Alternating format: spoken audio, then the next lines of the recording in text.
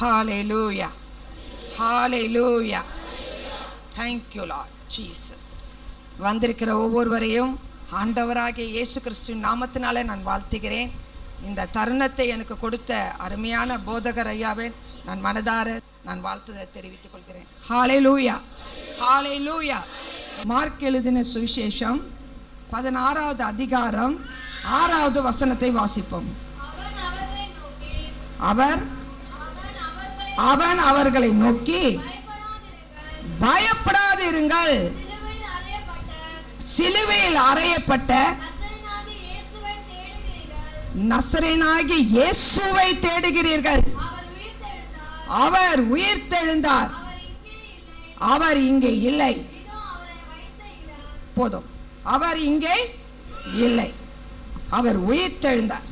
தேவ தூதன் அந்த இடத்துல கல்லறையின் அருகில் வருகிறான், அந்த இடத்தில் காணப்படுகிறான். பாருங்க, மரியாள் தேவனுடைய காரியங்களை அறிந்தவள். தேவன் மரித்து 3ஆம் நாள் உயிரோடு எழுந்திருப்பார் என்று அவளுக்கு தெரியும். ஆண்டவர் சொல்லிதான் இருக்கிறார். தேவனுடைய வாக்குத்தத்தம் எதுவுமே மறைவாக இல்லாதபடி என்னென்ன நடக்க போகிறதோ நமக்கு அதற்கு முன்பாகவே தீர்க்க தரிசனமாக வார்த்தைகள் ஊழியக்காரர்கள் மூலமாக அபிஷேகம் பண்ண தீர்க்க தரிசியின் மூலமாக சொல்லப்பட்டு கொண்டே இருக்கிறது. தேவனுடைய வார்த்தை வெளிப்பட்டு கொண்டே இருக்கிறது. அதே வண்ணமாக தான் இயேசு சுவாமி சிலுவையில் அறையப்படுவார், 3ஆம் நாள் உயிரோடு எழுந்திருப்பார். ஹalleluya. ஹalleluya. பாருங்கள், அந்த வார்த்தை அவளுக்குள்ள தேவன் மேல் அன்பு இருந்தது, பக்தி இருந்தது, வைராக்கியம் இருந்தது. அவளை தேவனை நேசிக்க கூடியவளாக காணப்பட்டாள். ஆனா அவளுக்குள்ள பாருங்க, அவள் தேவனை தேட அவளோடு அவர் எழுந்திருப்பார், அவர் உயிரோடு இருப்பார், அவர் உயிருள்ள தேவனை நான் எப்படி போய் பார்க்க, எப்படி செய்ய, அந்த அவளோடு வரல. மரித்தவர்களுக்கு எப்படியெல்லாம் வாசனை பொருட்களை கொண்டு போவார்களோ அந்த காரியங்களை அவள் கையில் கொண்டு வருகிறாள். இன்னைக்கு பாருங்க, நம்முடைய வாழ்க்கையில நம்ம இயேசுவை அறிஞ்சிருக்கிறோம். இயேசுவின் நாமத்தினால அவர் ரத்தத்தால கழுவப்பட்டு அவர் நமக்காக சிலுவையில ரத்தம் சிந்தினார் என்று சொல்லி அவரை நம்ம ஏற்றுக்கொண்டுதான் இருக்கிறோம். ஆனால் நம் ஏற்றுக்கொண்ட தேவன் எப்படிப்பட்டவர்? உயிர் உள்ளவர், வல்லமை உள்ளவர், அதிகாரம் கொண்டவர்.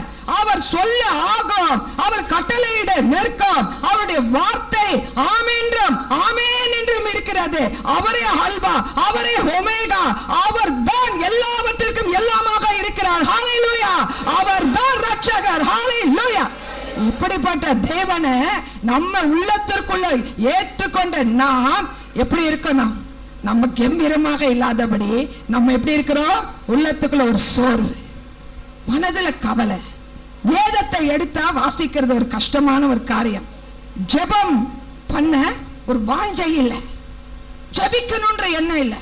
இப்படியாக கூடி சபையில் வரும்போது சரி, நம்ம ஒரு கூட்டமாக கூடும் போது சரி, மிகவும் உற்சாகமாக ஜெபம், மிகவும் உற்சாகமாக அப்படியே மகிழ்ந்து தேவனை துதிப்பதிலும் பாடுவதிலும் நேரத்தை அளவில்லாமல் செலவிடுவோம். அந்த நேரம் போறதே தெரியாது.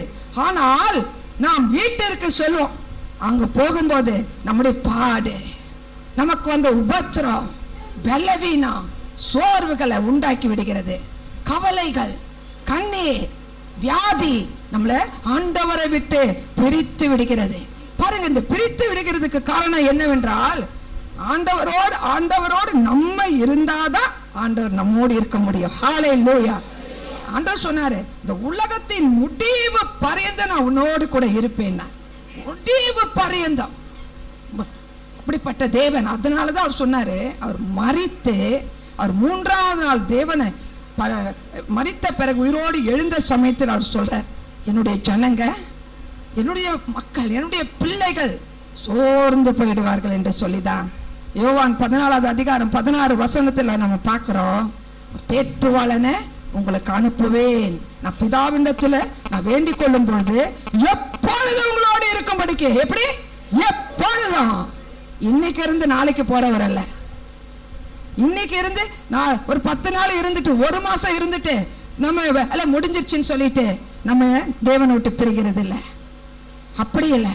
இன்னைக்கு திருமணம் ஆகிறவர்கள் எப்படி இருக்காங்கன்னா, கணவனும் மனைவியுமாக நல்ல ஐக்கியமாக தேவனுக்கு முன்பாக பய பக்தியாக தான் திருமணத்தை செய்து கொடுக்கிறார்கள். ஆனா திருமணத்திற்கு பிறகு வருகிற பாடுகள், உபத்திரங்கள், பிரச்சனைகள் அவர்களை என்ன செய்து விடுகிறது? கணவன் மனைவி மேல் அன்பு செலுத்த முடியல, மனைவி கணவன் மேல் அன்பு செலுத்த முடியல. இதற்கிடையில சில பிள்ளைகள் இருக்குமானால் பிள்ளைகளையும் நேசிக்கிற அன்பு இல்லாமல் போய்விட்டது. இப்படிப்பட்ட சூழ்நிலை நெருக்கங்கள் வரும்பொழுது எத்தனையோ குடும்பங்கள் பிரிந்து விடுகிறது. அந்த வீட்டில் எப்படி இயேசு இருக்க முடியும்? அவர்கள் உள்ளத்துக்குள் எப்படி இயேசு இருக்க முடியும்? தேவன் செத்தவர் அல்ல, தேவன் உயிர் உள்ளவர். நம்மளை காண்கிறார், நம்ம அதை மறந்து போறோம். நம்ம பேசுகிற பேச்சுகளை அவர் கவனிக்கிறார், நம்முடைய செயல்களை பார்க்கிறார். நீங்க நினைக்கலாம், இவர்கள் நம்ம ஆண்டவர் எங்கேயோ இருக்கார், மனுஷர்கள் என்ன என்னுடைய உள்ளத்தில் இருக்கிற காரியங்கள் எல்லாம் அறியவா போறாங்க. ஆனா ஆண்டவருக்கு முன்பு எல்லாம் வெளியரங்கமாக இருக்கிறது என்று வேத வசனம் திட்டமும் தெளிவுமாக நமக்கு சொல்கிறது. ரகசியமா ஒண்ணுமே இல்லை, தேவனுக்கு முன்பு எல்லாம் வெளியரங்கம். இன்னைக்கு இருக்கிற ஒவ்வொரு உள்ளத்துக்குள்ள ஒவ்வொரு காரியத்துல நம்ம பாவத்துல அடிமைப்பட்டு இருக்கக்கூடிய சூழ்நிலைகள் ஒருவேளை நீங்க இருக்கலாம். ஒருவேளை எனக்குள்ள குடும்பத்தில் ஐக்கியமாக சமாதானமாக சந்தோஷமாக என்னால் நடத்த முடியல, ஆகையால் எனக்குள்ள அந்த சமாதானத்தை இழக்கிற நேரத்தில் அது கோபமாகவும் எரிச்சலாகவும் மாறி விடுகிறது. கோபம், எரிச்சல், இன்னைக்கு எங்க பார்த்தாலும் பாருங்க, இந்த கோபம் தான் பொல்லாத காரியங்களை செய்து விடுகிறது. இந்த எரிச்சலின் ஆவி, எரிச்சலின் ஆவி. எப்படிப்பட்ட எரிச்சல்? யாராவது ஒருத்தர் நம்மளை நீ சொல்லிட்டா போதும், யாராவது ஒருத்தர் நம்ம மேல ஏதாவது தப்பாக சொல்லிட்டால் போதும், நான் செய்யாததை போய் சொன்னார்கள் என்று சொல்லி அவர்கள் மேல் வெறுப்பு, கசப்பு. கசப்பு யார் மேலே ஆண்டவர் வைக்க கூடாது சொல்றாரு. ஆனா அந்த கசப்பு வைக்கிற இடத்துல எப்படி ஆண்டவர் உயிரோடு உள்ள ஜீவனுள்ள தேவன் உள்ள வர முடியும்? நம்ம உயிர்த்தெழுந்த நாளை கொண்டாடி கொண்டிருக்கிறோம். ஒருவேளை நீங்க நினைக்கலாம், ஒவ்வொரு வருடமும் நம்ம உயிர்த்தெழுந்த நாளை கொண்டாடுறோம், ஏதோ கூடி வரோம். வேத வசனத்துல அவங்க சொல்றாங்க உயிர்த்தெழுந்த வல்லமையை பத்தி, தேவன் எப்படிப்பட்டவர், அதை கேட்போம். அதை கேட்டு ஒருவேளை இன்றைய தினத்துல உங்களுக்கு ஒரு உற்சாகம் வரலாம். ஆனா அடுத்த நாள் பார்க்கும்போது அந்த உயிர்த்தெழுந்த ஆண்டவர் எங்க போனாருன்னே தெரியாது. ஹல்லேலூயா! எவ்வளவு வருத்தமான ஒரு காரியம், கவலை நிறைந்த ஒரு காரியம், பாரம் நிறைந்த ஒரு காரியம். என் இயேசு சுவாமி அதற்காக நமக்கு ரத்தத்தை சிந்தவில்லை, அதற்கு நம்ம வாழ்க்கையில இயேசுவை கொஞ்ச நாள் மட்டும் அனுபவிச்சு மறுபடியும் அவரை விட்டு வெளியே இருப்பதற்காக தேவன் நம்மளை அழைக்கவில்லை. முடிவு பரியந்தமும் நிலைத்து நிற்க, முடிவு பரியந்தமும் கனி கொடுக்க, முடிவு பரியந்தமும் தேவனுக்கு சாட்சியாக வாழ. அதுதான் நாம் பார்க்கிறோம். அப்போஸ்தலரின் புத்தகம் 1வது அதிகாரம் அதில் நம்ம 7வது வசனம் பார்க்கும்போது அதுல என்ன காரியம் சொல்லப்பட்டிருக்கிறது என்றால்,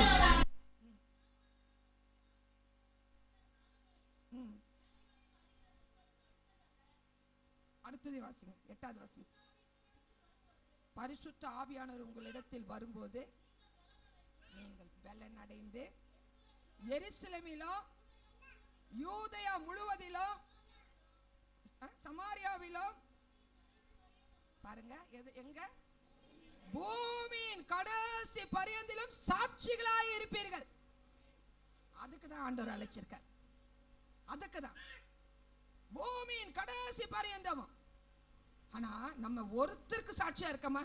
நம்ம குடும்பத்துல சாட்சியா இருக்கமா? நம்ம சபையில சாட்சியா இருக்கமா? நமக்கு அக்கம் பக்கத்துல இருக்கிறவங்க மத்தியில சாட்சியா இருக்கமா? நம்ம வேலை செய்யற இடத்துல சாட்சியா இருக்கமா? நம்ம படிக்கிற இடத்துல சாட்சியா இருக்கமா? எவ்வளவு வருத்தமான ஒரு காரியம் இல்ல. இயேசு சுவாமி அன்புள்ளவர், நேசிக்கிறவர். அதே போலதான் ஆண்டவர் சொல்றாரு, நமக்குள்ள இருக்கிறவர் யார்? இயேசு. இயேசு அவரை நம்ம பிரதிபலிக்கணும். அவர் சொல்றது, அவர் வழியில, அவர் கட்டளையில, அவர் போதனையில நிலைத்து நிற்கணும். ஹல்லேலூயா! அப்படி நம்ம நிலைத்து நின்றாதான் நாம் தேவனுக்கு சாட்சியாக இருக்கிறோம், தேவனுக்கு பிரியமாக இருக்கிறோம். இயேசு எனக்குள்ள இருக்கிறார், இயேசு எனக்குள்ள இருக்கிறார் என்று சொல்வது வீண். கிரியை இல்லாத விசுவாசிக்கிறது ஒண்ணுமே செய்ய முடியாது. நம்ம கிரியையில காட்டணும், செயல்ல காட்டணும், அன்புல பேச்சில காட்டணும், நடத்தையில காட்டணும்.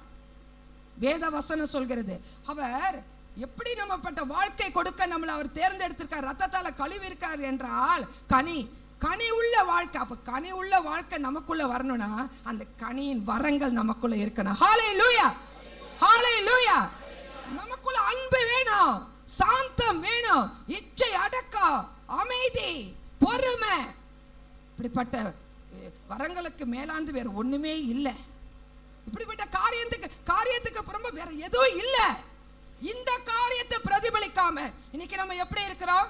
எனக்கு என் குடும்பம், இன்னைக்கு எனக்கு தேவை, வேலைகள், பணம், காசு, நல்ல ஒரு வாழ்க்கை, என் தேவைகள், நான் கடன் இல்லாமல் இருக்கணும், பிரச்சனை இல்லாமல் இருக்கணும், படிக்கிற பிள்ளைகள் நான் நன்றாக படிக்கணும். இப்படியாக தான் இன்னைக்கு இயேசுவை ஏற்றுக்கொண்ட நம்ம வாழ்க்கை இருக்கிறது. அப்ப நமக்கும் மற்றவர்களுக்கு என்ன வித்தியாசம்? ஹல்லேலூயா, ஹல்லேலூயா. வேத வசனம் சொல்கிறது, பிரியமானவனே உன் ஆத்துமா வாழ்கிறது போல நீ எல்லாவற்றிலும் வந்து சுகித்துன்னு அவர் சொல்லிட்டார். வாழணும், அந்த ஆத்துமா வாழணும்னா இயேசு இருக்கணும், இயேசுடைய வல்லமை இருக்கணும். பரிசுத்த ஆவியானவர் நம்மளை பலப்படுத்துவார், உபத்திரத்தில் பலப்படுத்தக்கூடியவர். பிரச்சனைகள் வரும்பொழுதோ, சோதனைகள் வரும்பொழுதோ, நெருக்கங்கள் வரும்பொழுதோ அவர் நம்மளை கைவிட மாட்டார். ஹல்லேலூயா, ஹல்லேலூயா. நம்மளை விட்டு விலகவே மாட்டார். அவர் நம்மோடு கூட இருக்கிற தேவன் பெரியவர். அதுதான் தேசமே பயப்படாத. அதே தான் இந்த தேவ தூதன் சொல்றார், பயப்படாதே, நீங்க பயப்படாதீங்க, அவர் இல்லைங்க, அவர் உயிர் தெழுந்தார். ஹல்லேலூயா, ஹல்லேலூயா. அப்படிப்பட்ட ராஜா அவர். ஆகையால் பாருங்க, பயம் வேதனை உள்ளது என்று வேதவசனம் சொல்கிறது. நீங்க நல்லா தெரிஞ்சுக்கோங்க, நம்முடைய வாழ்க்கையில் வர போராட்ட பிரச்சனை தான் உங்களுக்கு பயத்தை உண்டாக்குது. ஒரு கலக்கம், ஐயோ நான் வெக்கப்பட்டு போயிடுவேனா, என் வாழ்க்கையில் இந்த நிந்தனை எனக்கு வந்துடுமா, சூழ்நிலைகள் மாறிவிடுமா, நான் எப்படி வாழ்வது, நான் எப்படி இந்த உலகத்தில் மற்றவர்களுக்கு முன்பே இந்த அவமானத்தோடு நிலைத்து நிற்பது என்று சொல்லி ஒருவேளை நீங்க அங்கலாய்க்கலாம். நீங்க மனுஷனை பார்த்தீங்கன்னா கீழே விழுந்துருவீங்க. இயேசுவினுடைய முகத்தை பாருங்க, அவர் நிந்தனையின் பாதையில சென்றார், அவர் கைவிடப்பட்ட நிலை அவருக்கு வந்தது, ஆனாலும் பிசாசு ஜெயிக்கல. ஹல்லேலூயா, ஹல்லேலூயா. வேதவசனம் பிசாசின் கிரியைகளை அழிக்கவே தேவகுமாரன் வெளிப்பட்டார். ஆகையால் இயேசு உங்களுக்குள்ள இருந்தா பிசாசு உங்களை தொட முடியாது. காரணம், இயேசு கிறிஸ்து நமக்கு சிந்தின ரத்தம், அவரே உயிரோடு எழும்புவதற்கு முன்பே நமக்கு ரத்தத்தை அப்படி சிந்தி இருக்கிறார். அவருடைய உயர்ந்த ரத்தம், விலையேறப்பட்ட ரத்தம், நம்மளை எப்படி விலைக்கிரயம் கொடுத்து நம்மளை ஒவ்வொருவரையும் மீட்டு இருக்கார். அந்த ரத்தத்தில் இன்றும் ஜீவன் இருக்கிறது, அந்த ரத்தத்தில் இன்றும் வல்லமை இருக்கிறது. அந்த ரத்தம் தான் நம்மளை இன்றும் பாதுகாத்து நம்மளை அவருடைய சட்டையை நிழலுக்குள்ள மூடி வைத்திருக்கிறது. ஹல்லேலூயா. ஆகையால் சத்துரு உங்களை தொடுவதில்லை. ஆமென். பாருங்க, அந்த தேவனுடைய ரத்த கோட்டைக்குள்ளதான் நம்ம மறைக்கப்பட்டிருக்கிறோம் என்பதை நீங்க மறந்து போகாதீங்க. அந்த ரத்தம், ஜீவனுள்ள ரத்தத்தை பார்க்கும்போது பிசாசு பார்க்கும், ஐயோ இவர்களுக்குள்ள சூழ்ந்து ரத்த கோட்டைக்குள்ள இவர்கள் இருக்கிறார்கள், இந்த சகோதரி இருக்கிறாள், இந்த சகோதரன் ரத்தத்தால் மூடப்பட்டு இருக்காங்க என்று சொல்லி அப்படியே பார்க்கும்பொழுது பிசாசுக்கு என்ன ஆயிடுமா? பயம் உண்டாயிடும், ஒரு நடுக்கம் உண்டாயிடும். பாப்பான் என்ன செய்வதென்றே தெரியாது. நான் சில நேரத்தில் நான் ஜெபிக்கும் போது எனக்கு சில நேரத்தில் பிசாசுனுடைய போராட்டங்கள் நேருக்கு நேராக வர்ற மாதிரி எனக்கு நான் ஆவியில் உணர்வேன். அப்பொழுது நான் பார்ப்பேன், இது நல்ல பிசாசுன்ற தந்திரமான செயல் என்று சொல்லி எனக்கு தெரியும். நான் முழங்கால் படிட்டு ரொம்ப நேரம் ஆண்டவரை ஸ்தோத்திரம் பண்ணி துதிச்சு கொண்டே இருப்பேன். துதிச்சு அந்நிய பாஷையில் நான் பேசுகிற வேலையில் ஒரு புது பலன் உள்ள பரிசுத்த ஆவியானவர் என் மேலே இறங்கி வருவார். ஒரு புது கிருபை உள்ள தேவனுடைய அபிஷேகம் மேலே இறங்கும்.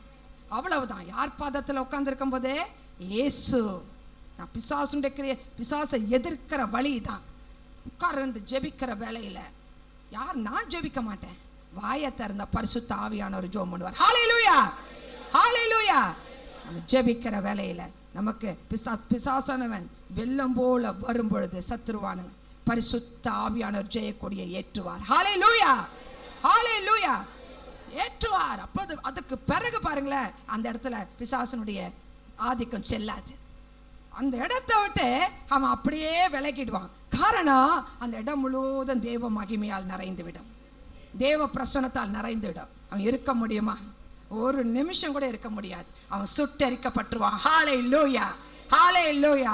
இதுக்குள்ள இருக்கிற நீங்க பாக்கியவான்கள், பாக்கியவதிகள். நீங்க பயப்படாதீங்க, உங்க பிரச்சனையை பார்க்காதீங்க. அதை காட்டில பெரிய தேவன் இருக்கார். அதுல இருந்து விடுவிக்கிற தேவன். சத்துருவங்களை தொட முடியாது. அவர் உங்களை கண்ணின் மணி போல வைத்திருக்கிறார். அவர் உங்களை அக்கினி மதிலுமாக வேலி போட்டு வைத்திருக்கிறார். அவருடைய ரத்த கோட்டைக்குள்ள இருக்கீங்க. ஆகையால் தான் நீங்க வந்திருக்கீங்க. ஆகையால் தான் ஆண்டவர் சொல்ற, வாதை உன் கூடாரத்தை அணுகாது. ஹல்லேலூயா, ஹல்லேலூயா. எப்படிப்பட்ட ஆசீர்வாதமான வார்த்தைகள்! அந்த வார்த்தை தான் நம்மளை உயிர்ப்பிக்கிறது. அந்த வார்த்தை தான் நமக்குள்ள சொல்ல சொல்ல சொல்ல பிசாசு நடுங்கும், பிசாசுக்குள்ள பயம் உண்டாகும். இயேசு கிறிஸ்து ரத்த கோட்டைக்குள்ள என்றும் மூடி மறைக்கப்படுவது அவசியமாக இருக்கிறது. இன்று உலகத்தில் பார்த்தா எங்கு பார்த்தாலும் பிரச்சனைகள், போராட்டம், எங்க பார்த்தாலும் பாவங்கள் நிறைந்து இச்சையின் ஆவிகள் சூழப்பட்டு காணப்பட்டு கொண்டிருக்கிற உலகத்தில் வாழ்ந்து கொண்டிருக்கிறான். இந்த நாளுக்கு நமக்கு வேண்டியது அவருடைய பாதுகாப்பு, நம்முடைய ஆத்மாவுக்கு பாதுகாப்பு. அந்த ஆத்மா இன்னைக்கு உயிர்ப்பிக்கப்படும், மறுபடியும் கட்டப்படும், மறுபடியும் தேவ வல்லமை அந்த ஆத்மாவுக்குள் இறங்குற வேலையில கர்த்தர் உங்களை புது கிருபையால எழும்பி ஓடத்தக்க புது அபிஷேகத்தால நிரப்பி அனுப்புவார். ஹல்லேலூயா, ஹல்லேலூயா. இந்த கிரியைகளை எதற்காக அபிஷேகத்தை கொடுக்கிறாரு? எதற்காக தேவன் வல்லமையை கொடுக்கிறார்? நம்ம திரும்பி பார்க்காதபடிக்கு நம்ம முன்வைத்த கால ஆண்டவரை ஏற்றுக்கொண்டவனே, சிலுவை என் முன் உலகம் என் பின் சொன்னோம். சிலுவை என் முன் உலகம் என் பின். ஆனா கொஞ்சம் நாட்கள் நல்லா தான் இருக்கு. அப்படி செஞ்சுக்கிட்டே போனா ஏசுசாமி இன்னைக்கு உடனே நமக்கு எல்லா ஆசீர்வாதம், அவர் தானே எல்லாத்தையும் வானத்தையும் பூமியை சிருஷ்டித்தவர், இன்னைக்கு எல்லாம் நமக்கு கிடைச்சிரும் அப்படி சொல்லி என்ன செய்யறாங்க? ஆண்டவர் மேல வைக்கிற அன்பை விட்டுட்டு என்ன செஞ்சிடறாங்க? உலக பொருட்கள் மேல பொண்ணு கண்களை வைத்துறாங்க. பொருட்கள் மேல கண்ணு போச்சுன்னா போச்சையா உன் அபிஷேகம். ஹல்லேலூயா, ஹல்லேலூயா. இன்னைக்கு அப்படிதான் போய்கொண்டே இருக்கோம். சிலுவையை விட்டுட்டோம். நம்ம உலகத்தை, நீங்க உலகத்தை பார்த்து ஓட முடியுதா? நிச்சயமாக ஓட முடியாது. ஓடி பார்ப்பீங்க. ஆனா அதுக்கு அந்த ஓடுற ஓட்டத்தில் என்ன ஆகும்? பாவம் பெருகிடும், பாவம் பெருகிடும், பரிசுத்தம் கெட்டு போயிடும், சாட்சி கெட்டு போயிடும். ஓட முடியாது. அதுக்கு தான் ஆண்டவர் சொன்னார். அவருக்கு தெரியாதா? அவர் சொன்னாரு, நான் உயிரோடு அந்த போகும்போது அவர் சொல்றார், நான் தேற்றுவாள் அனுப்ப காரணம் என்ன? பரிசுத்த ஆவியானவரை அனுப்ப காரணம் என்ன? இப்படியாக பாவத்துல மூழ்கி போயிடக்கூடாது, இப்படியாக அழிந்து போயிடக்கூடாது. என் ஆத்துமா, ஒவ்வொரு ஆத்துமாக்களையும் நான் விளையக்கரையும் குறித்து நான் மீட்டிருக்கனே, இவர்கள் அழிந்து போகக்கூட பிதாவின் இடத்தில் அவர் மன்றாடி இருக்கார். ஆண்டவரே, உம்முடைய ஆவியானவரை எங்களுடைய பிள்ளைகள் சோர்ந்து போயிடுவாங்க. உடைய பிள்ளைகள் அவர்கள் இந்த பாவத்திலிருந்து விடுபட முடியாதபடிக்கு கீழே விழுந்துருவார்கள். நம் தேவனுடைய அன்பு பார்த்தீங்களா? இன்றும் பரிதவித்துக் கொண்டிருக்கிறார், இன்று நமக்காக பரிந்து பேசிக்கொண்டே இருக்கிறார். இன்னைக்கு என்னுடைய மகள் நல்ல தேவனுக்காக எழும்பிட மாட்டாளா? இன்னைக்கு பிசாசானவன் ஆவியின் கண்களை குருடாக்கி வைத்திருக்கிறான். ஆவியின் கண்களை, நான் எனக்குள்ளதான் இயேசு இருக்காரு, நான் சர்ச்சுக்கு கரெக்டாக தான் போறேன், ஆலயத்துடைய காரியத்தெல்லாம் நான் சரியாதால செய்கிறேன், எனக்கு இது போதும், எனக்கு இது போதும். ஆனால் நான் என் சுபாவத்தில் மாறவே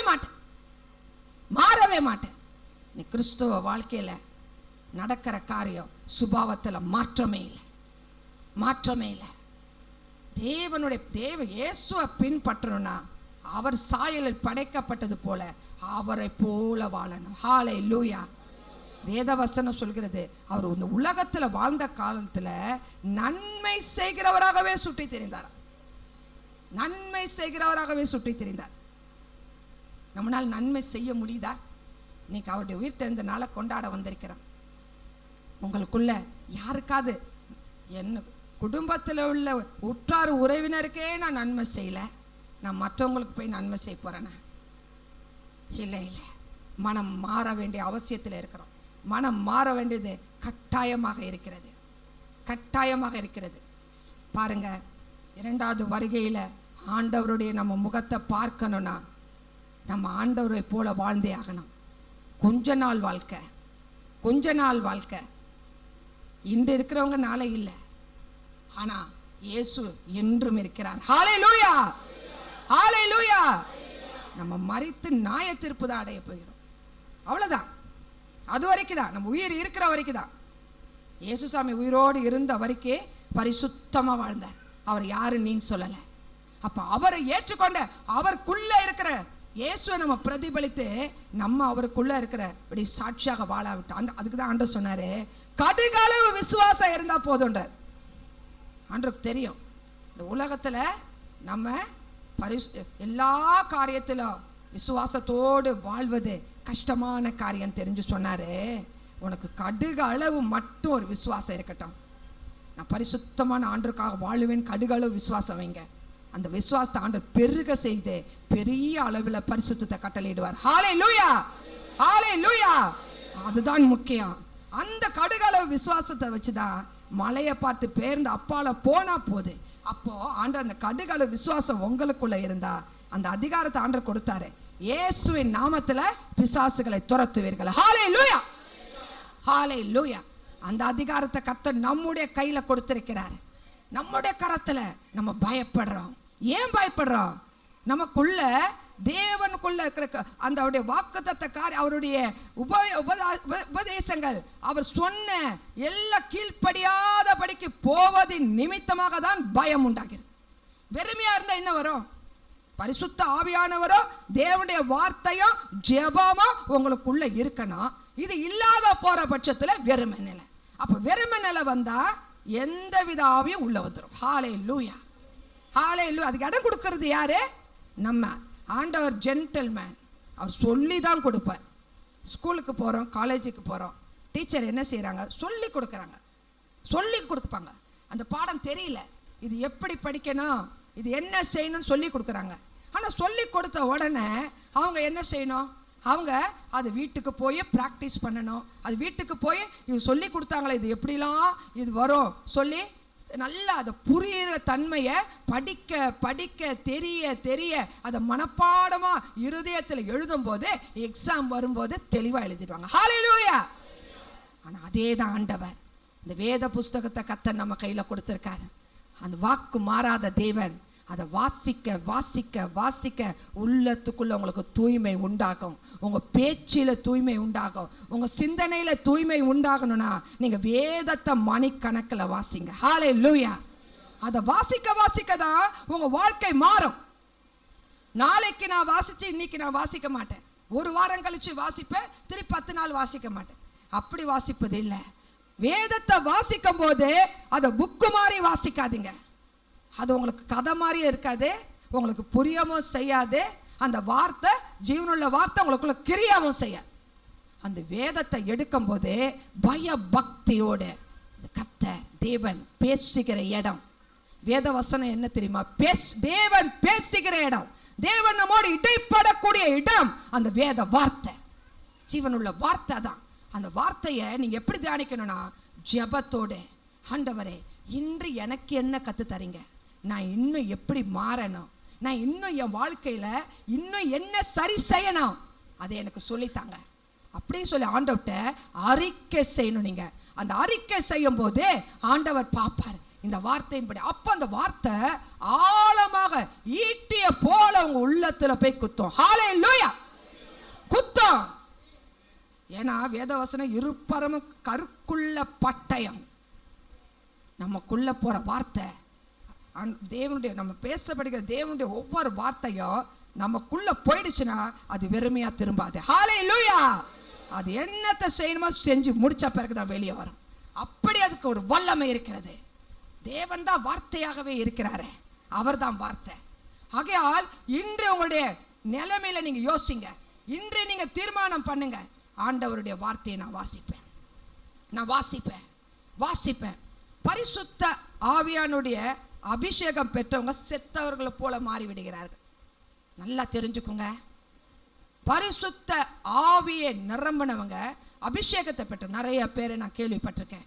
அபிஷேகத்தை பெறும்போது இன்பமாக ஆண்டவரோடு கூட அந்நிய பாஷையில் அதிக நேரம் பேசுகிற மாதிரி செய்வாங்க. ஆனால் நாளடைவில் பாருங்க அவங்க அந்நிய பாஷை பேசுவதும் விட்டுடுவாங்க, அவங்க இப்படி கூட்டத்தில் வரும்போது அங்கே அந்நிய பாஷை பேசி ஜெபம் பண்ணுவாங்க.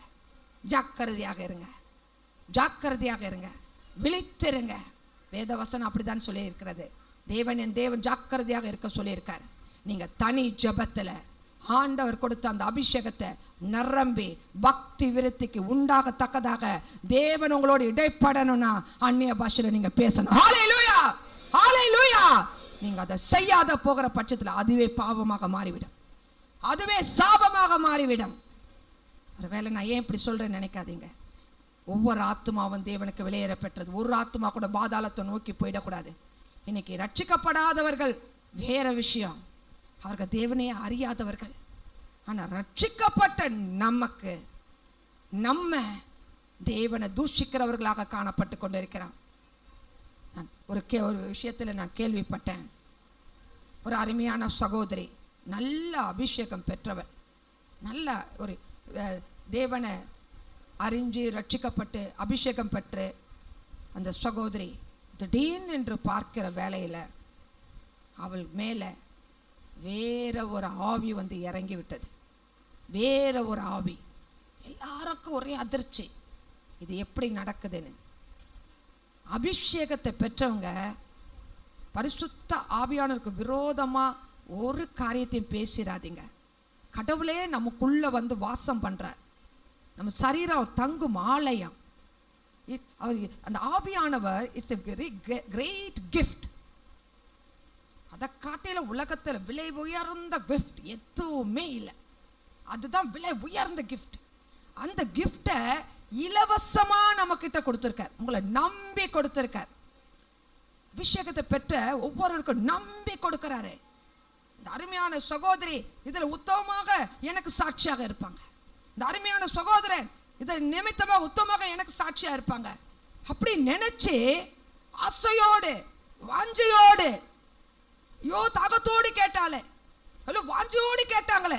நம்ம கேட்கும் போது அப்படிதானே கேட்போம். இப்போ கூட ஒரு சகோதரி சொல்லுவாங்க, சிஸ்டர் நான் ஜெபம் பண்ணிக்கிட்டே இருக்கேன், எனக்கு அபிஷேகம் வேணும் வேணும் வேணும்னு கேட்டு எனக்கு அபிஷேகம் இன்னும் கிடைக்கலையேன்னு வருத்தத்தோடு என்கிட்ட சொல்லுவாங்க. நீங்கள் ஒரு நாள் எனக்கு எப்பயாச்சும் ஃப்ரீயாக இருந்தால் சொல்லுங்கள், நான் உங்கள் வீட்டுக்கு வரேன், எனக்காக ஸ்பெஷலாக நீங்கள் அபிஷேகத்துக்காக ஜெபம் பண்ணுங்க அப்படின்னு ஒருவர் எனக்கு ஃபோனில் பேசினாங்க. அப்போ அபிஷேகம் பெற்றவங்க இப்படிதான். ஒவ்வொருத்தரும் அபிஷேகத்துக்கு பெறுவதற்கு முன்பு இப்படிதான் சொல்றாங்க. இப்படிதான். என்னத்துக்கு தெரியுமா அவங்க அப்படி கேட்குறாங்க? நல்லா தெரிஞ்சுக்கோங்க. அப்போ அபிஷேகனா ஏதோ ஒரு கிரியை நடக்குதுன்றாங்களே, ஏதோ ஒரு வல்லமை இருக்குது. அப்போ நம்ம ரொம்ப ஆசீர்வாதமா மாறிடுவோம், இல்லை ரொம்ப வல்லமையான ஊழியக்காரங்களா மாறிடுவோம், பெரிய மினிஸ்ட்ரி செய்ய போறோம் அப்படின்னு பல விதத்துல எண்ணங்களும் அவர்களுக்குள்ள வரக்கூடிய காரியங்களும் இருக்கிறது. இதெல்லாம் பிசாசின் தந்திரம் இல்லை. அபிஷேகம் எல்லார் மேலே மாம்சமான யாவர் மேலே ஆவியை ஊற்றுவேன் ஆண்டவர் சொல்லியிருக்கார். ஒவ்வொருத்தரும் தேவனுக்கு நேராக விளையாடப்பட்டவர்கள். ஒவ்வொருத்தருக்குள்ள கத்தரி ஒவ்வொருத்தரும் ஒவ்வொரு விதத்தில் ஆண்டவர் பயன்படுத்துவார். ஆனா இது அபிஷேகம் கொடுக்கிற காரணம் நம்ம பக்தியில வளர, பரிசுத்தத்துல காத்துக்கொள்ள. ஆனா நம்ம என்ன செஞ்சிடறோம்? பரிசுத்த ஆவியாளர் உள்ளத்துக்குள்ள வரும்பொழுது நம்ம எத்தனை விதத்துல, நான் வேதனையான ஒரு காரியம், இந்த அபிஷேகத்தை பெற்றவர்களே வாயில கெட்ட வார்த்தைகளை பேசக்கூடியவர்களும் இருக்கிறார்கள், சண்டை போடக்கூடியவர்கள் இருக்கிறார்கள், பொறாமை கொள்ளக்கூடியவர்கள் இருக்கிறார்கள். அவர்கள் ஜெபிப்பதை விட்டு விடுகிறார்கள். ஆனால் மற்றவர்களுக்கு முன்பு இது மற்றவர்களுக்கு இடரலாக நம்ம மாறி விடுகிறோம். நம்ம மூலம் தேவனுடைய நாமம் தூஷிக்கப்பட்டு கொண்டு இருக்கிறது. நல்லா தெரிஞ்சுக்கோங்க. மற்றவங்க பார்க்கும் போது இந்தையும் என்கிட்ட வந்து சொல்கிறாங்க, சொல்லி கேள்விப்பட்டிருக்கேன், சிஸ்டர் நீங்கள் நல்லா ஜெபம் பண்ணுவாங்க, கிறிஸ்தவங்க நல்லா இருப்பாங்க சொல்வீங்களே, ஆனால் அபிஷேகத்தை பெற்றிருக்காங்கன்னு சொல்கிறாங்க, ஆனால் அவங்கள போய் பார்க்குறோம், அவங்க இங்கே இப்படிலாம் பேசுகிறாங்களே, இப்படிலாம் செய்கிறாங்களே, இப்படி குணம் உள்ளவங்களா இருக்காங்களேன்னு சொல்லிட்டு என்கிட்ட வந்து கேள்வி கேட்குறாங்க. எவ்வளோ வருத்தமான ஒரு காரியம். அப்போ நம்ம சாட்சி எங்க? அப்போ எப்படி அவங்க ரட்சிக்கப்படுவாங்க? அப்போ ஒரு ஆத்துமா ரட்சிக்கப்படுவதற்கு நம்மளே தடையாக ஆகிடும். அதற்கு அப்போ யாரு? முந்தின நிலைமையை காட்டிலும் பிந்தின நிலைமை மோசமாக போச்சு, மோசமாக போயிடுச்சு. பயம் உண்டாகணும். பரிசுத்த ஆவியான நம்மளோடு பேசிக்கொண்டு இருக்கிறார். இங்கே இருக்கிற ஒரு ஆத்மா கூட விடுபடக்கூடாது.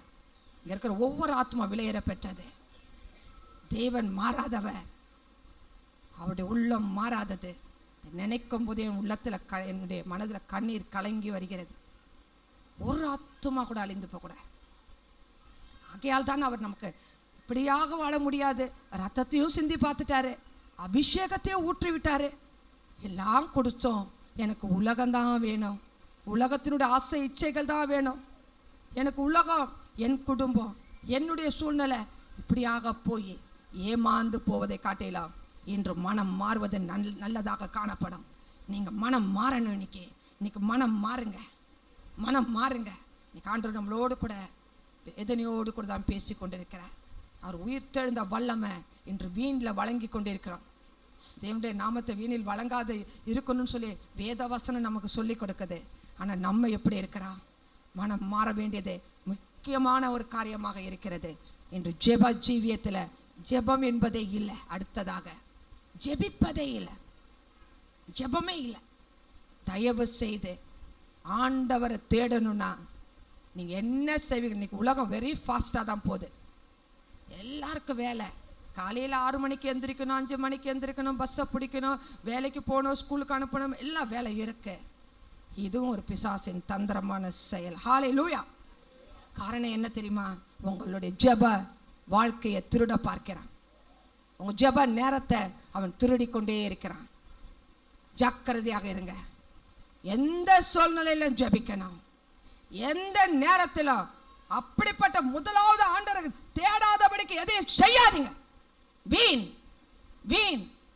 இன்று நல்லா இருக்கிறது போல இருக்கும், ஆத்துமா செத்து கிடக்கும். குடும்பத்தில் சமாதானத்தை பார்க்க முடியவே முடியாது, ஐக்கியத்தை பார்க்க முடியவே முடியாது, ஒரு மனதின் ஆவி செயல்பட முடியாது. ஜெபிக்கிறவன் தான், ஜெபிக்கிற வாழ்க்கையில தான் உபத்திரத்தை எதிர்கொள்ள முடியும், பிசாசை எதிர்க்க முடியும். ஜெபிக்கும் போதுதான் பிரச்சனைகளில் இருந்து நம்ம விடுதலை ஆக முடியும். ஜெபிக்காவிட்டால் ஒன்றே இல்லை.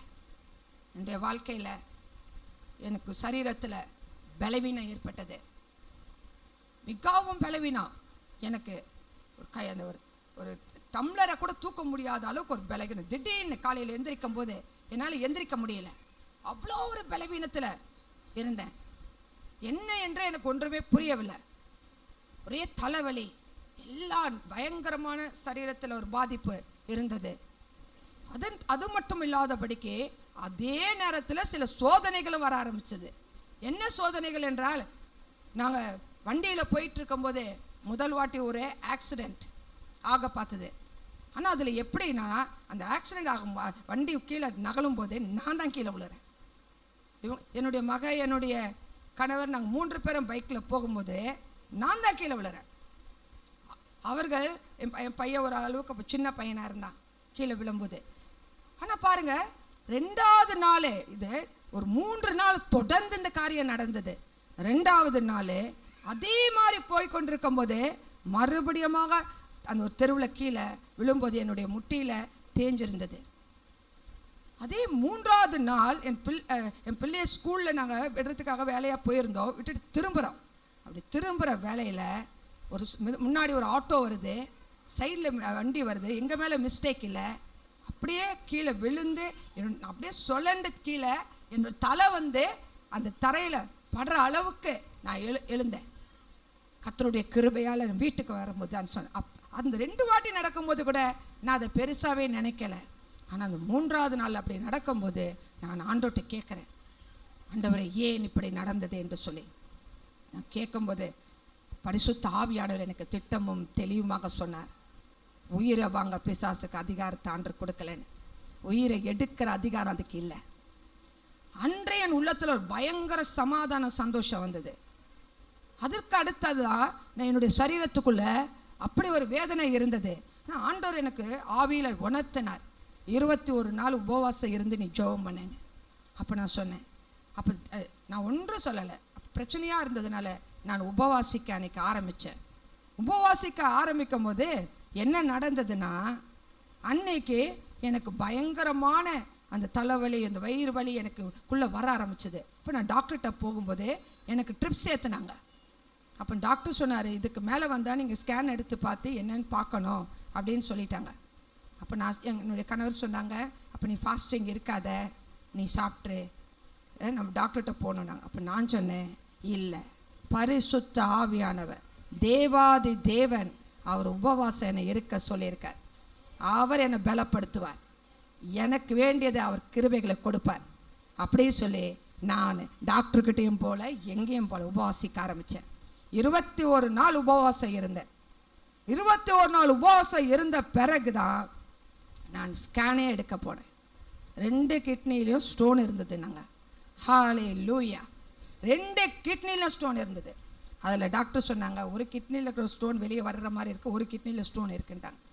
அப்போது நம்ம ட்ரிப்ஸ் ஏற்றுவோம், வேகமாக ஸ்டோன் வெளியே வந்துடும்னாங்க. நான் சொன்னேன், அப்போவும் சொன்னேன், இல்லை எனக்கு ஸ்டோன் ஒன்றுமே எடுக்க மாட்டேன்னு வெளியே வந்துட்டேன். எனக்கு இருந்த விசுவாசம், தேவன் ஒரு காரியத்தில், இது பிசாசினுடைய கிரியை, பிசாசினுடைய கிரியைகளை அழிக்க தேவகுமாரன் வெளிப்பட்டார் என்ற வார்த்தையின்படி அந்த 21 நாள் நல்ல ஜெபிக்க கிருபை கொடுத்தார். பிசாசின் தலையை நசுக்க கிருபை கொடுத்தார்.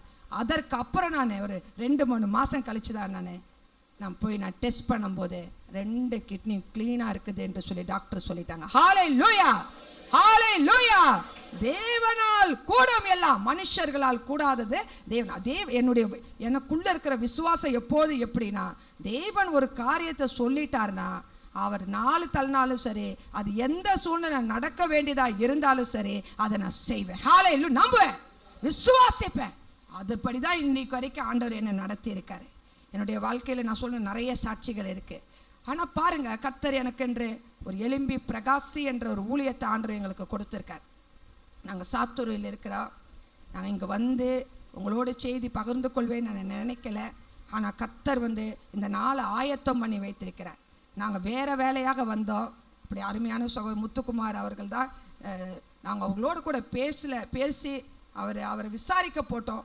ஆனால் அவர் எங்கள்கிட்ட கேட்காமலே ஃபோன் அடித்து அவர் எங்களுக்கு ஃபோன் அடிச்சு திருப்பி இப்படி இந்த சபையில் நீங்கள் போய் செய்தி கொடுக்கணும்னு சொல்லிட்டாங்க.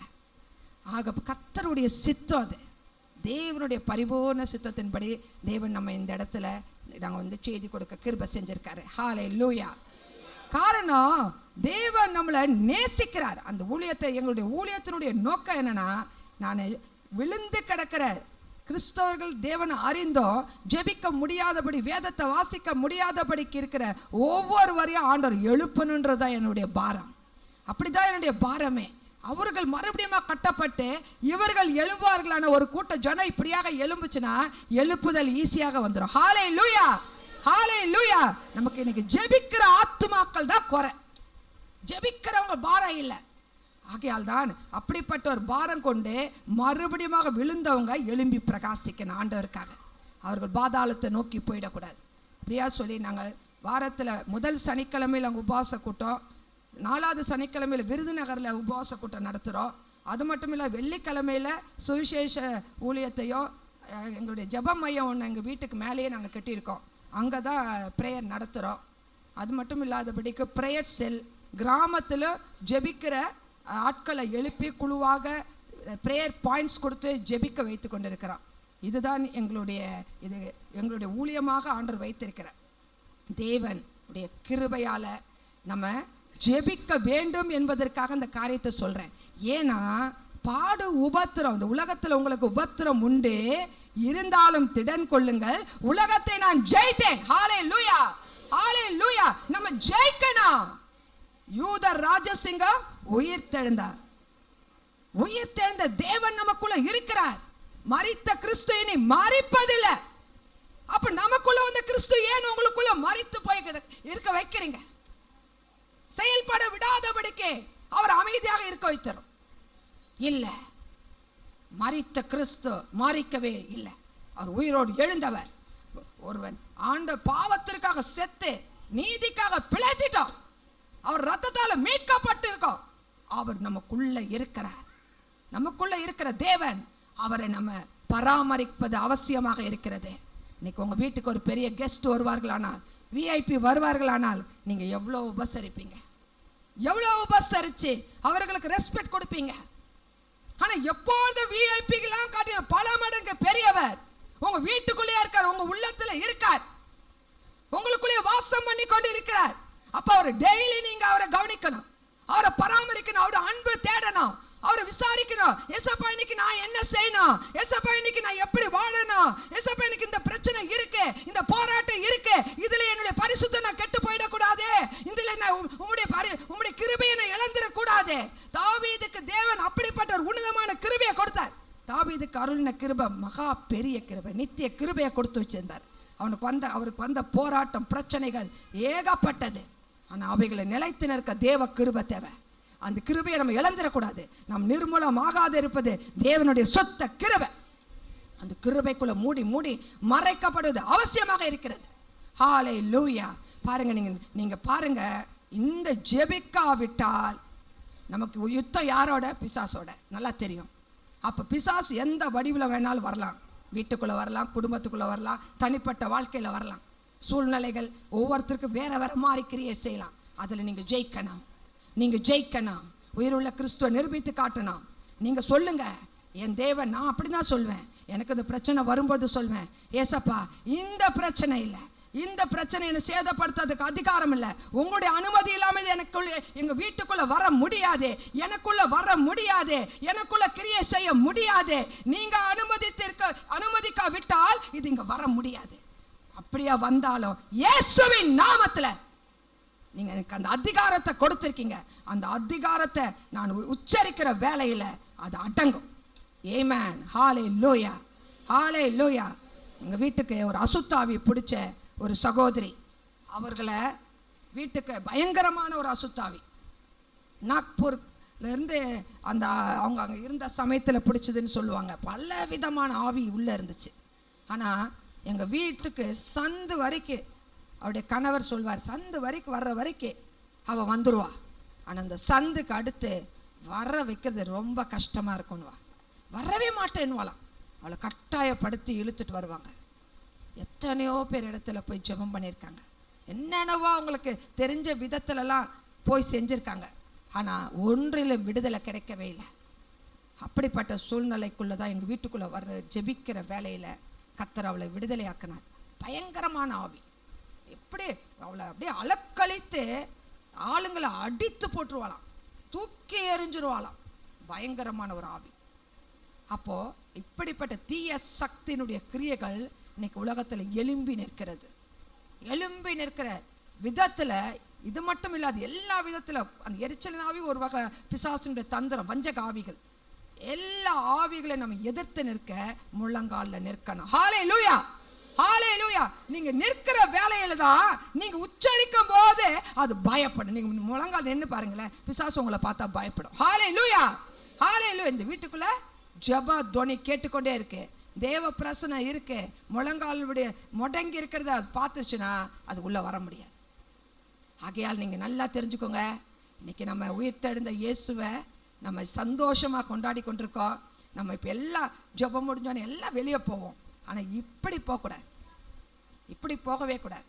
நிச்சயமாலுமே இங்கே இருக்கிறவங்கள எத்தனையோ பேர் சோர்ந்து போயிருக்கீங்க. சரியாக அவர்களால் ஜெபம் பண்ண முடியல. உண்மை உண்மை.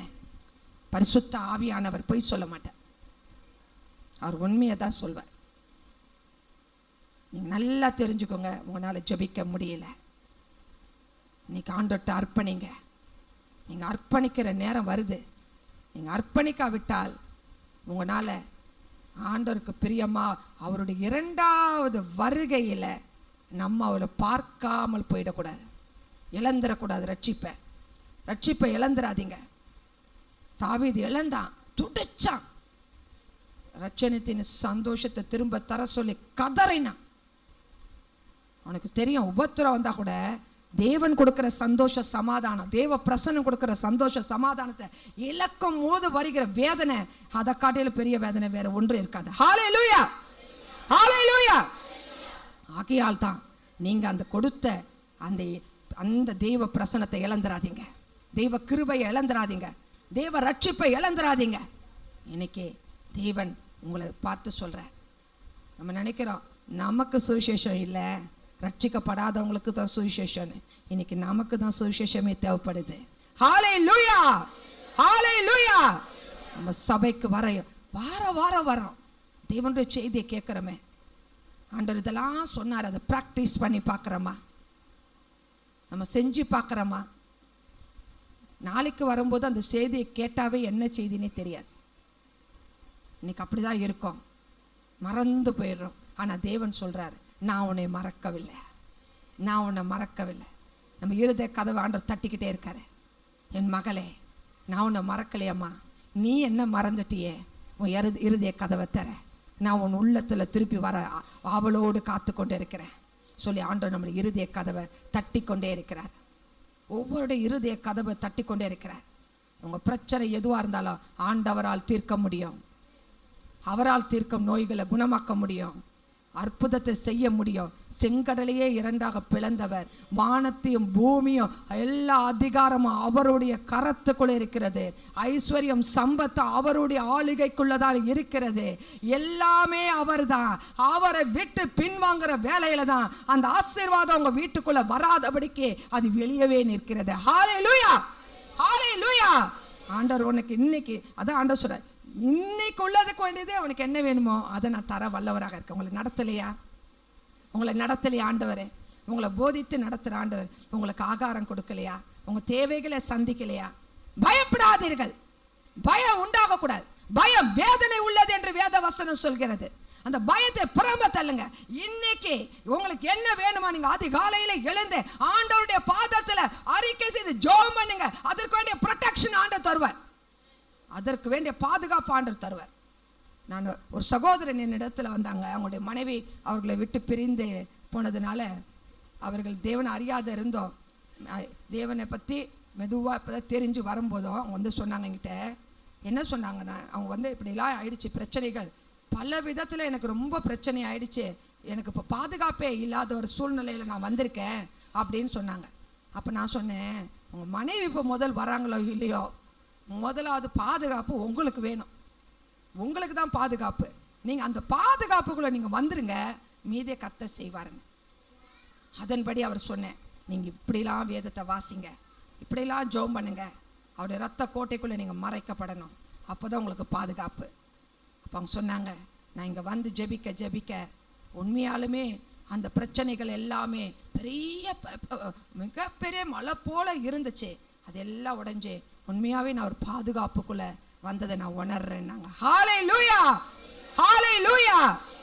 அவர் தான் பாதுகாப்பு, அவர் தான், ஜெபந்தான் பாதுகாப்பு. விட்டுறாதீங்க. நம்ம யுத்தத்தில் நிற்கணும்னா ஜெபம் இல்லாமல் யுத்தம் செய்ய முடியாது, வேத வாசிப்பு இல்லாத யுத்தம் செய்ய முடியாது, நம்ம பரிசுத்த ஆவியோட துணை இல்லாமல் நம்ம எதையும் செய்ய முடியாது. அதை மறந்து போகாதீர்கள். ஸ்திரீயானவள் தன் கர்ப்பத்தின் பிள்ளைக்கு இறங்காமல் தன் பாலகனை மறப்பாளோ, அவள் மறந்தாலும் நான் உன்னை மறப்பதில்லை, நான் உன்னை உள்ளங்கையில் வரைந்து வைத்திருக்கிறேன், உங்கள் மதில்கள் அவருக்கு முன்பு இருக்கிறது. ஹல்லேலூயா. அவர் உங்களை பார்த்து கொண்டே இருக்காரு. நீங்க எந்த பாதையில நடக்கிறீங்க, எந்த சூழ்நிலை, அப்படியே விட்டுருவாரா? விடவே மாட்டேன். ஆகாருடைய கண்ணீரை விட்டாரா? மகன் படுற பாடு, ஐயோ செத்து போயிடும் நினைச்சாங்க. வனாந்தரத்துல தண்ணியே இல்லை, வனாந்தரம். அந்த வனாந்தரத்துல நீரூற்ற தேவன் உண்டாக்கி அந்த பிள்ளையை பிழைக்க செய்தார். ஹல்லேலூயா, ஹல்லேலூயா. இன்னைக்கு உங்களை பிழைக்க செய்ய மாட்டாரா? உங்க வீட்டில் இருக்கிற வறுமை நிலையை மாற்ற மாட்டாரா? உங்களுக்கு இருக்கிற கடன் பிரச்சனையை மாற்ற மாட்டாரா? உங்களுக்கு இருக்கிற சோதனையிலிருந்து விடுதலை தர மாட்டாரா? உங்க வேலையில இருக்கிற பலுவில இருந்து உங்களுக்கு ஒரு அற்புதத்தை செய்ய மாட்டாரா? கண்டிப்பாக செய்வார். நமக்கு செய்யாம யாருக்கு செய்ய போற? ஆகையால் எல்லாமே தெரிஞ்சிருக்கணும். அதான் பவுல் சொல்றார், வாழ்ந்திருக்கவும் தெரியணும், தாழ்ந்திருக்கவும் தெரியணும், ரெண்டும் தெரியணும். கிறிஸ்தவங்களுக்கு ரெண்டும் இருக்கு, ரெண்டு வாழ்க்கையும் இருக்கு. ஆனா அந்த ரெண்டு வாழ்க்கை வரும்போது தாழ்ந்தாலும் வாழ்ந்தாலும் நமக்குள்ள இருக்கிறவர் வல்லமை நிறைந்த தேவன். அவர் கொடுக்கிற ஆறுதலும் மகிழ்ச்சியும், நமக்கு சூழ்ந்திருக்கிற இந்த ஆசீர்வாதத்தை இதெல்லாம் காட்டிலும் பல மடங்கு இன்பம் கொடுக்கக்கூடியது அது ஒண்ணுதான். ஹல்லேலூயா, ஹல்லேலூயா. அதனால தான் பவுல் சொன்னார், அந்த எப்போதும் அந்த தேவ பிரசன்னத்தை விட்டு விலகாதீர்கள். இப்பொழுதும் கர்த்தர் நமக்கு மாறாதவராக உங்களுடைய வாழ்க்கையில இன்னைக்கு அவர் கிரியை செய்ய போறார். நான் விசுவாசிக்கிறேன். இன்னைக்கு பெரிய மாற்றம் வரப்போகுது. நீங்க தான் எழும்ப போறீங்க, நீங்க தான். வாலிப பிள்ளைகள் ஆண்டவருக்கு தன் அர்ப்பணித்து சாட்சியாக வாழ இப்போ ஒப்பு கொடுத்துருங்க. இதுக்கு மேல நான் உபத்திரம் வரும்பொழுது நாளைக்கு பார்த்துக்கொள்ளான்னு சொல்லாதீங்க. இன்னைக்கே ரட்சணத்தினால் இன்னைக்கு நாளைக்கு இல்லை, இன்னைக்கு நீங்க சொல்லுகிற வேலையில கர்த்தர் இப்பொழுதும் அவருடைய மகிமையான வல்லமையால அந்த கிருபை உள்ள ஆவி ஊற்றப்படும். விசுவாசிக்கிறீர்களா? இப்பொழுது நம்ம ஒப்பு கொடுப்போமா? நம்ம ஜெபம் பண்ணுவோமா? நம்ம கண்களை மூடி ஜெபிப்போம். Hallelujah, hallelujah. Jesus, Jesus, Jesus. ஏசப்பா, பாரத்தோடு பாதத்தில் வந்திருக்கிறான். இது ஒரு முக்கியமான நேரம் இயேசுநாதா, முக்கியமான நேரம். யாரும் எதை பற்றியும் கவலைப்படாதீங்க. உங்கள் உள்ளத்துக்குள்ள நீங்கள் இயேசுவை எப்படி வச்சிருக்கீங்க? உயிர்த்தெழுந்த தேவன் உங்களுக்குள்ள இருக்காரா இல்லையா? நீங்கள் ரட்சிக்கப்பட்ட சமயத்தில் ஆதியிலிருந்த அன்பை நீங்கள் விட்டுட்டீங்களா, இல்லாட்டி அதில் நிலைத்திருக்கிறீர்களா என்பதுதான் இன்று தேவன் நம்மளை பார்த்து கேட்குற கேள்வி. அந்த அன்பில் ஆண்டவர் வர இன்னைக்கு அழைக்கிறார், உங்களை அழைக்கிறார்.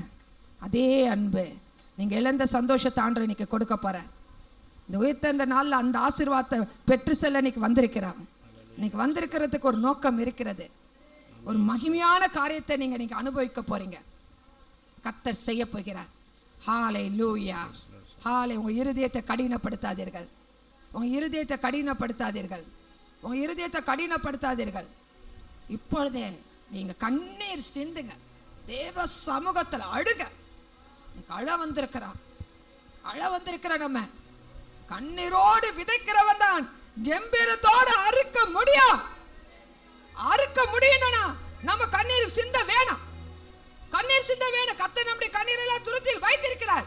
தாவீது கதர்னா ஜெபத்துல கதர்னா, ஐயோ நான் இழந்துட்டேனே, என் ரட்சணை சந்தோஷத்தை இழந்துட்டேனே, என் தேவனை நான் தூஷித்து என் தேவனை பிரியப்படுத்த முடியாத பாவத்தை செஞ்சிட்டேனே, என் தேவனுக்கு பிரியமில்லாத காரியத்தை செஞ்சேன்னு சொல்லி துடிச்சான். இன்னைக்கு ஆண்டவர் நம்முடைய பரிசுத்தர், மகா பரிசுத்தர். பரிசுத்தர் இல்லாத இடத்துல எப்படி தேவன் வாசம் பண்ண முடியும்? எப்படி நம்ம வீட்டுக்குள்ள வாசம் பண்ண முடியும்? எப்படி நம்முடைய சரீரம் அவருடைய ஆலயமாக இருக்கிற உள்ளத்துக்குள்ள எப்படி வாசம் பண்ண முடியும்? கதறுங்க. ஹல்லேலூயா, ஹல்லேலூயா. இன்னைக்கு பரலோகத்துல தேவ தூதர்கள் எப்படி சொல்லிக் கொண்டிருக்கிறார்கள்? தேவனை துதிக்கிறது எப்படி?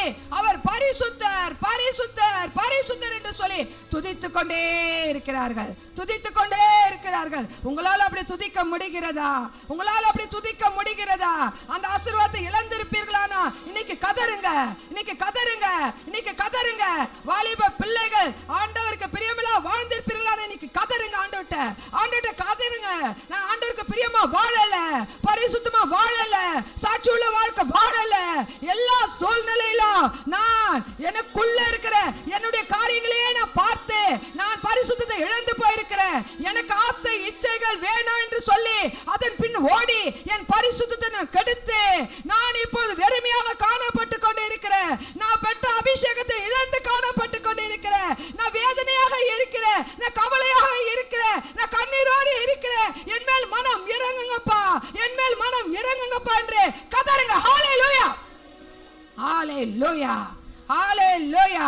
நீங்க கதற வேளையில கர்த்தருடைய கிருபையின் ஆவி இன்னைக்கு உங்க மேல இறங்கும், இன்னைக்கு உங்க மேல இறங்கும். பழையவைகள் அனைத்து ஒளிந்து போயிடும். இன்னைக்கு புதிய உயிர்த்தெழுந்த வல்லமை உள்ள இயேசு சுவாமியுடைய பரிசுத்த ஆவியினுடைய மகிமையான வல்லமை நமக்குள்ள இறங்கி வரும்.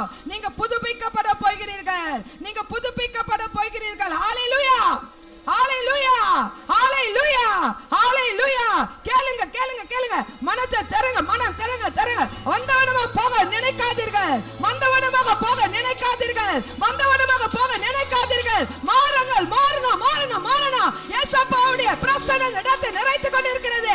அவருடைய வல்லமை இறங்கி கொண்டிருக்கிறது. அவருடைய கிருபை உள்ள ஆவி ஊற்றப்பட்டு கொண்டிருக்கிறது. நீங்க பாக்கியவான்கள், நீங்க பாக்கியவான்கள், நீங்க பாக்கியவாதிகள். ஹல்லேலூயா. இயேசுவுடைய உயிர்த்தெழுந்த வல்லமை, இயேசுவுடைய உயிர்த்தெழுந்த வல்லமை இன்னைக்கு உங்களை உயிர்ப்பிக்கிறது. கவலைப்படாதீர்கள், கவலைப்படாதீர்கள். உங்க கண்ணீர், உங்க துக்கம் இன்னைக்கு சந்தோஷமாக மாறிக்கொண்டிருக்கிறது, மாறிக்கொண்டிருக்கிறது. ஹல்லேலூயா, ஹல்லேலூயா. என் தேவன், என் தேவன், என் தேவன் ராஜாதி ராஜன், சத்துரு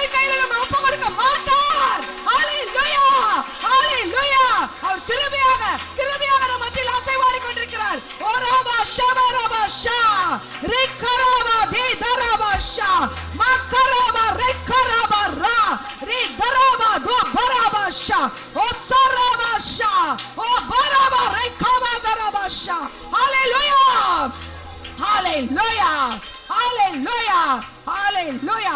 அப்பா இங்க கட்டி வைத்திருக்கிற அப்பா உம்முடைய பிரசன்னத்துக்கு விரோதமாக எழும்பி போராடுகிற அப்பா ஒவ்வொருத்தையும் ஒவ்வொரு விதத்துல கட்டப்பட்டிருக்கிற பொல்லாத ஆவியே வெளியே போ இயேசுவின் நாமத்தினால. அப்படிப்பட்ட கட்டுகள் உள்ளவர்கள் கட்டுகள் அறுபட்டு விழுவதாக விழுவதாக இயேசுவின் நாமத்தினால, இயேசுவின் அதிகாரப்பட்ட நாமத்தினால கட்டுகள் அறுபட்டு விழுவதாக, கட்டுகள் அறுபட்டு விழுவதாக, கட்டுகள் அறுபட்டு விழுவதாக, கட்டுகள் அறுபட்டு விழுவதாக, கட்டுகள் அறுபட்டு விழுவதாக. இயேசுப்பா இயேசுப்போடு வல்லமை, இயேசுப்போடு வல்லமை, இயேசுப்போடு வல்லமை இறங்கி கட்டுகள் இருந்து விடுதலை ஆக்குவாராக. கட்டுகள் அறுபட்டு விழட்டும், கட்டுகள் அறுபட்டு விழட்டும். எல்லா கட்டுகள் இன்று அறுபட்டு விழுவதாக. பாவ கட்டுக்கு அடிமையாக இருக்கிற, பாவ கட்டுக்கு அடிமையாக இருக்கிற பொல்லாத ஆவியே, பொல்லாத ஆவியே எல்லாம் வெளியேப்பா இயேசுவின் நாமத்தினால, இயேசுவின் நாமத்தினால. பரிசுத்தத்தை கெடுக்கிற ஆவியே வெளியேப்பா இயேசு நாமத்தினால. வஞ்சக ஆவியே வெளியேப்பா இயேசுவின் நாமத்தினால. ஓ பரபாஷா ரே பதரபாஷா ரே காதா ரகாதா ஓ ஷபரபா ரே தரபாதா ஓ ஷரபாஷா ஓ கரபாஷா. அப்பா கட்டுகள் அறுபட்டு கொண்டிருப்பதற்காக ஸ்தோத்திரம், ஸ்தோத்திரம், ஸ்தோத்திரம்.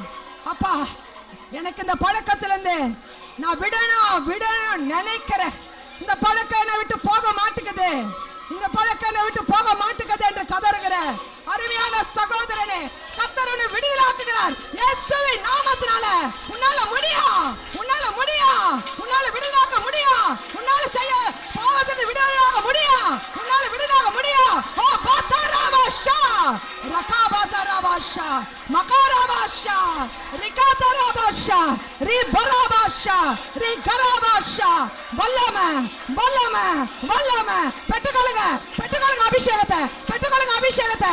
வல்லமையின் அபிஷேகம், வல்லமையின் அபிஷேகம். அக்கினி அக்கினி அக்கினி அக்கினி அக்கினி ஏசப்பா அக்கினியால் நிரப்பிடுங்க, அக்கினியால் நிரப்பிடுங்க. புது அபிஷேகம், புது அபிஷேகம், புது அபிஷேகம், இதுவரைக்கும் இல்லாத அபிஷேகம். புது கிருபை, புது கிருபை, உன்னத கிருபை ஊற்றுவதாக.